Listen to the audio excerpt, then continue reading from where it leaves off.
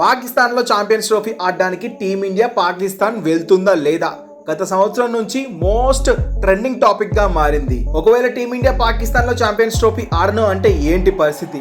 Team India లేకుండానే champions trophy ఆడతారా అంటే నాట్.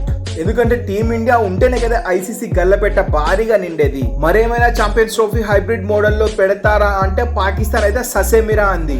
కానీ చివరికి పాకిస్తాన్ మళ్ళీ ఐసీసీ కాళ్ళ బేరానికి వచ్చింది. మొత్తానికి అయితే పాకిస్తాన్ అయితే హైబ్రిడ్ మోడల్ కి ఒప్పుకుంది.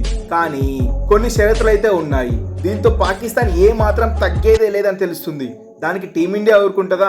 టీమిండియా కూడా అదే రేంజ్ లో తగ్గేది లేనట్టుగా పాకిస్తాన్ కి చెక్ పెట్టి ఐసీసీ ఛాంపియన్స్ ట్రోఫీకి ఫుల్ స్టాప్ పెట్టింది. మొత్తానికైతే ఛాంపియన్స్ ట్రోఫీ టీమిండియా మ్యాచెస్ అన్ని పాకిస్తాన్ లో కాకుండా దుబాయ్ వేదికగా జరగబోతున్నాయి. కాకపోతే టీమిండియా దుబాయ్ లో ఆడే వెన్యూస్ ఇంకా ఫిక్స్ కాలేదు. సో ఈ న్యూస్ అయితే ఐసీసీని అఫీషియల్ గా అనౌన్స్ చేసింది. అండ్ పాకిస్తాన్ అయితే ఐసీసీకి ముఖ్యంగా 3 కండిషన్స్ అయితే ఉంచింది. సో ఐసీసీ బీసీసీఐ కూడా దీనికి ఒప్పుకున్నట్లే సమాచారం అయితే వినిపిస్తుంది. అందులో నెంబర్ 1, 2025 నుంచి 2027 మధ్య ఉమెన్స్ అయినా మెన్స్ అయినా అన్ని ఐసీసీ టోర్నమెంట్స్ ఇండియాలో కానీ పాకిస్తాన్లో కానీ జరిగినట్లు అయితే 2 దేశాలు వేరే దేశానికి వెళ్ళి ఆడకుండా హైబ్రిడ్ మోడల్లో ఆ టోర్నమెంట్లు 2 జట్ల కండక్ట్ చేస్తారంట. For example 2025 men's champions trophy Pakistan లో జరుగుతుంది. సో టీమిండియా అయితే పాకిస్తాన్ వెళ్ళి ఆడదు. సో హైబ్రిడ్ మోడల్లో వేరే దేశంలో మ్యాచెస్ జరుగుతాయి. అండ్ అట్లనే 2026 వరల్డ్ కప్ లో ఇండియా శ్రీలంక జాయింట్ హోస్టింగ్ లో T20 వరల్డ్ కప్ జరగబోతుంది. సో పాకిస్తాన్ అయితే ఇండియాకి వచ్చి మ్యాచ్లు ఆడదు. పాకిస్తాన్ ఆడే మ్యాచెస్ అన్ని శ్రీలంకలో లేదా వేరే దేశంలో అయితే వెన్యూస్ అయితే డిసైడ్ చేస్తారంట. అండ్ అలాగే నెక్స్ట్ 2 years లో జరిగే 2 ఐసీసీ ఉమెన్స్ ఈవెంట్స్ కూడా పాకిస్తాన్, ఇండియా ఈ 2 దేశాలకు వెళ్ళి ఉమెన్స్ టీమ్ కూడా మ్యాచ్లు ఆడవంట.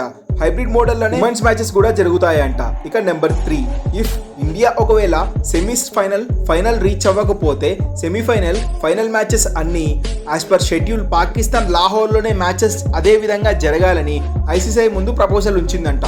ఇఫ్ ఇన్ కేస్ టీమిండియా సెమీఫైనల్కి లేదా ఫైనల్కి వచ్చినట్లు అయితే ఆ మ్యాచెస్ అన్ని దుబాయ్లో నిర్వహిస్తారంట. అండ్ అంతేకాదు నెక్స్ట్ అప్కమింగ్ ఇయర్స్లో ఇండియా, పాకిస్తాన్ ఇంకొక దేశంతో కలిపి ట్రయాంగిల్ సిరీస్ను ఏర్పాటు చేయవలసిందిగా ఐసీసీను పాకిస్తాన్ను కోరిందంట.